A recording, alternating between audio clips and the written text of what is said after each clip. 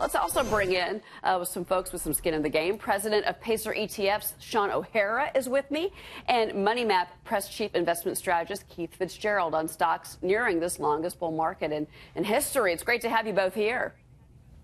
Thanks for having me. Yeah, and Ashley's with us as well. Keith, I do want to start with you, this bull market. You know, what's interesting about this bull market that we didn't have during the dot-com boom is that you have actually lower returns for investors, but yet it's a longer bull market than we've had in the past, making history. What do you say to that?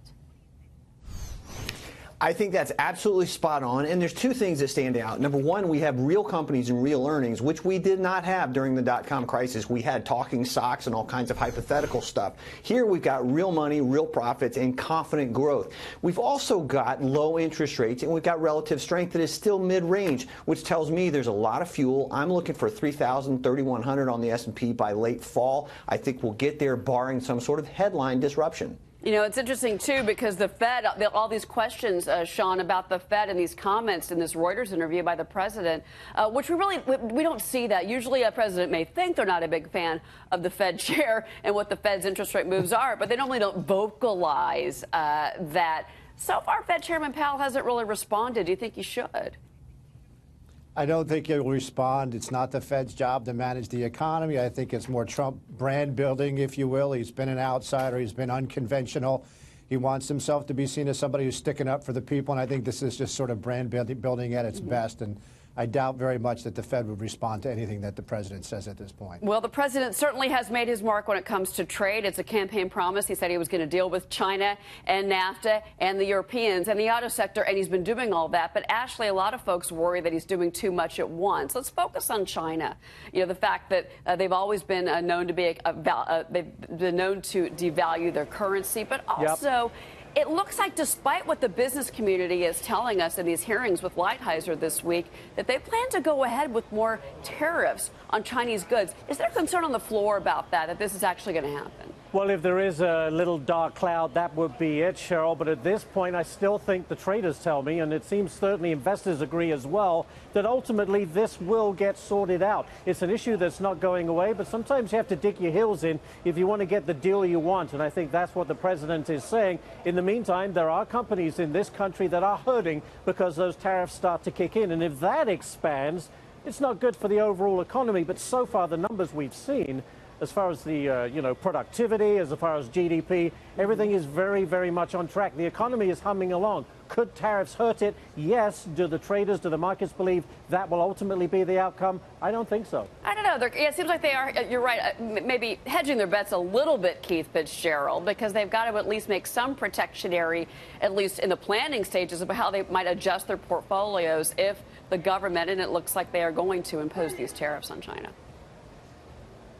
Well, they are, and you're seeing some of that. You're seeing a rotation out of tech. You're seeing it into utilities, into pharma, into other categories of stocks. So to some degree, the market is already self-protecting. I think the Fed really is the bigger issue here. I think China and the U.S. will ultimately come to terms. I've spent a lot of time in the mainland there, and this is about saving face. As soon as one party can figure out how to do that, I think cooler heads are going to prevail. We're going to get the tariffs off the table. And the thing that most people are not counting on is a sharp run to the higher side if that happens. Now, Sean, you're somebody, especially with ETFs, where you're always kind of, I guess, spreading your bets, if you will. But are there particular pockets in the market that you like right now? We've seen this huge run-up in technology stocks, trillion-dollar valuations, whether it's Apple or Amazon. But do you have a specific group that you say, okay, this is the crowd that I like, this basket of stocks, if things start to go south with this, again, record-setting bull market? Well, right now, what we're seeing is flows into small caps, which is an anti-trade trade, if you will. Most of the U.S. small caps aren't multinationals, and so they've quietly had a nice move up to the upside. We like the harder side of tech. We like the chip makers and the hardware manufacturers as opposed to the social media names. So we own a basket of stocks like a Micron Technology, which has been a terrific stock for us. And then as we look forward, if you have potentially rising interest rates, we really believe in free cash flow yield, which is the free cash flow a company generates divided by its enterprise value. And enterprise value takes into consideration the amount of debt. And we believe that as rates rise, kind of in a conservative, moderate way, those companies with the highest free cash flow yield will be better positioned to deal with higher costs associated with rates going higher. Yeah, there you go. So we have a whole suite of ETFs that do that. That's interesting. That's very interesting. Again, a good way to hedge your bets. It all at the end of the day can be kind of linked to corporate debt, and that's what is the concern with these still, I think, historically low interest rates. Ashley, also, you've covered international markets and global markets. You've been in hot zones for Fox Business in your career. What do you make of what we're watching between Turkey and Venezuela? We always look for those. Is there a potential here for Turkey or Venezuela to derail global markets, and would that be good for the U.S. maybe? Well, no, I don't think so. I think any geopolitical event can kind of upset the apple cart. We had the concerns over Turkey. What's interesting is they've gone away, even though the standoff between the United States and Turkey has not gone away. As far as Venezuela goes, that's a very difficult question to answer. Does it have a direct impact on us? Maybe in a little way. Should we be doing something in Venezuela? Probably not. There are events out there, they're happening, but this is a very resilient market. It's shown that time and again. I think the valuations are good. And just want to pick up on the tech sector that you mentioned, Cheryl. We've seen a little pullback in tech, but I think what's really encouraging is other areas have picked up. The Dow Transports today hitting an intraday high.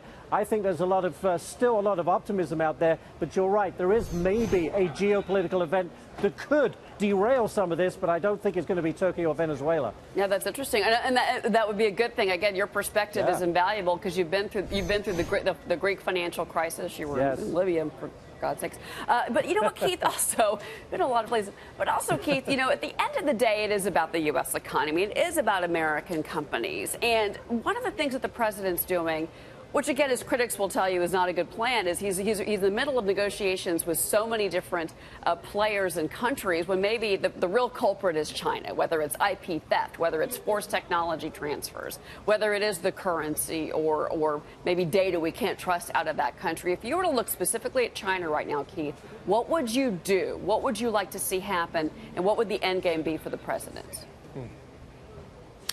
I think, boy, that's a very tough question, something I've thought an awful lot about. What I would like to see is China realize its rightful place in the global markets. And I don't mean assert its rightful place in the global markets. What I mean is recognize the responsibility that comes with being a truly global player.